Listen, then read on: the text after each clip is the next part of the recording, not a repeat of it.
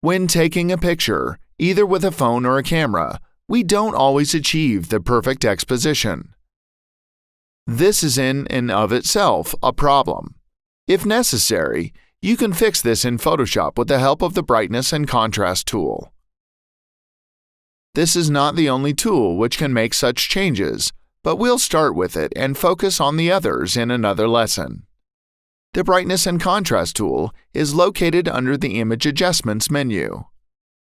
The first thing you can see after selecting this option are two sliders which control the brightness and the contrast of the picture. There's a button which offers automatic settings according to Photoshop's estimation of the photograph.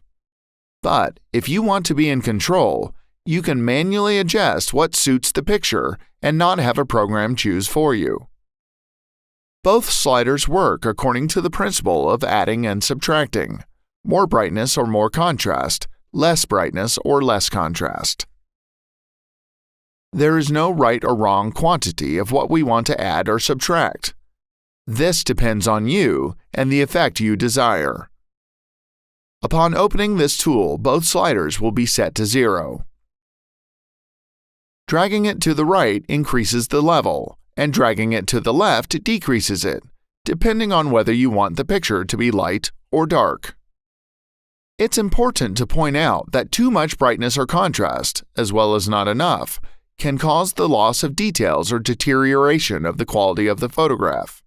Photoshop allows you to see your progress by checking the checkbox Preview and looking at the picture before and after applying the chosen effect. This is very convenient because you don't have to save the different options separately in order to be able to choose between them back and forth if you change your mind. You just need a click of the mouse without opening another file. If you're wondering what the Use Legacy checkbox is for, it has to do with the difference in the sliders in this version of Photoshop in comparison with the older ones, i.e. the CS3 version from 2008. The Use Legacy option adds the same amount of brightness to the light and to the dark tones without trying to preserve them as light or dark. The new sliders work in the opposite direction. They add brightness, but try to keep the dark tones dark and the light ones light.